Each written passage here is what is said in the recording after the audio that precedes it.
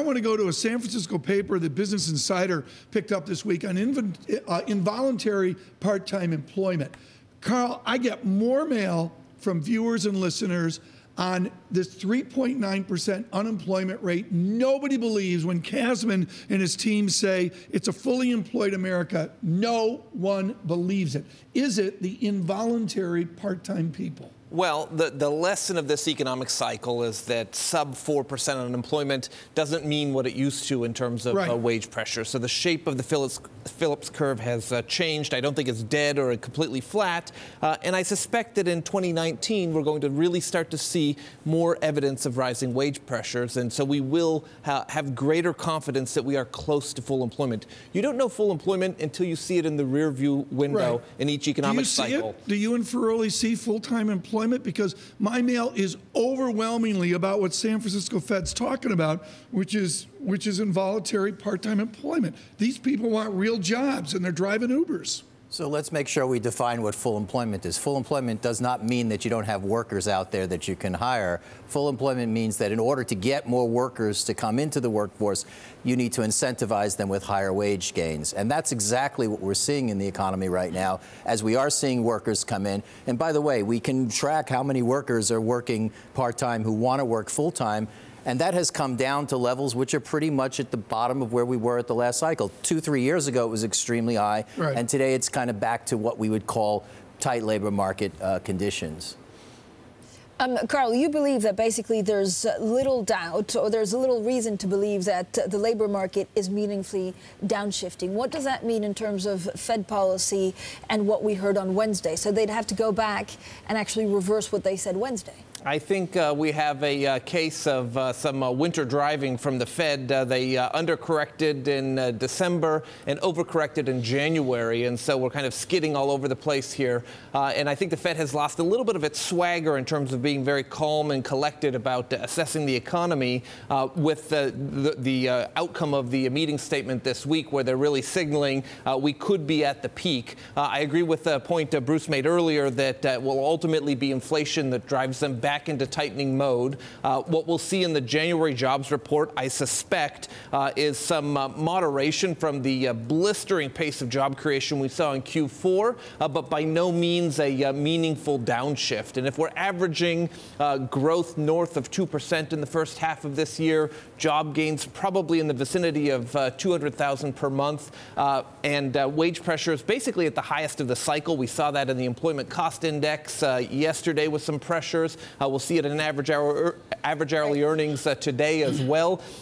Wage pressures, faster inflation, still above trend growth means that this is a pause, not a peak for Fed policy. Okay, so Carl, how quickly can we go back to the talk about a rate hike?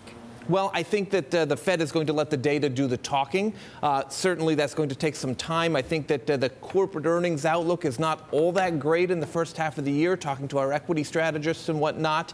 Nonetheless, this is an economy that's not teetering on the brink of recession and still growing at a solid pace. So once we get through a little bit of a wobble in Q1, which has recurringly been weak over the past decade, and we see confidence that Q2 is back on track, that might take until May or June to really push the discussion in that direction, but I think we'll get there by mid-year. Yeah, okay, macroeconomic advisors seconding that today. Bruce Kasman, what kind of jobs are we forming? I mean, I look at retail, I look at the Amazon effect, the gig economy and such. Where are the jobs being formed, or can you say it's across the whole economy? I think it's pretty broad-based when you look at the data. You know, you have an impressive recovery having taken place in manufacturing and construction jobs, which were weak earlier in the cycle. And you're continuing to have the engine of those service sector jobs in healthcare, education.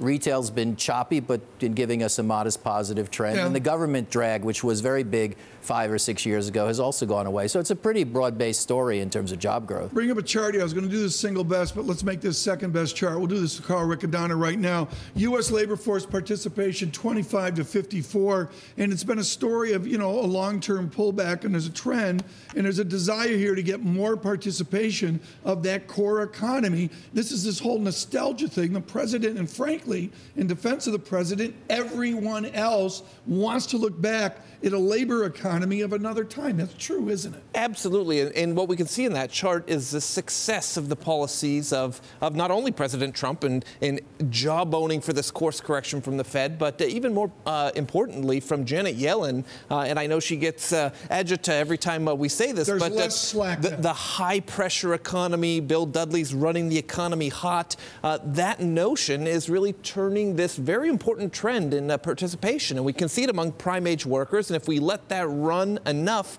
we'll see overall participation start to trend higher as well. Okay, brilliant. One last point. Please. You fix a myriad of problems when you start to pull these non-participants back into the labor force. You can look at food stamps, disability payments, all these sorts of things moving in a very favorable direction. Do you buy that the vector's there and the vector is entrenched in an improving participation rate of core America?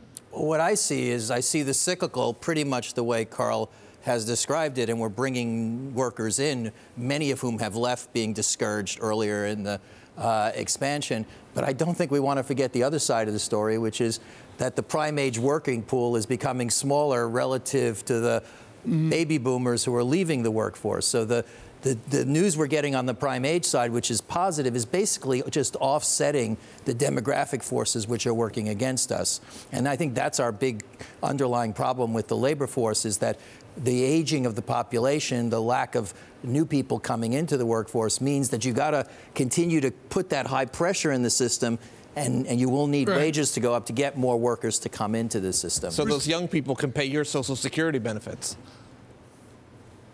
if you ever retire. Awkward. Tom, speechless. Oh, you think it's funny, control room? That day will come someday, Tom. Not anytime soon. Bruce, save me here.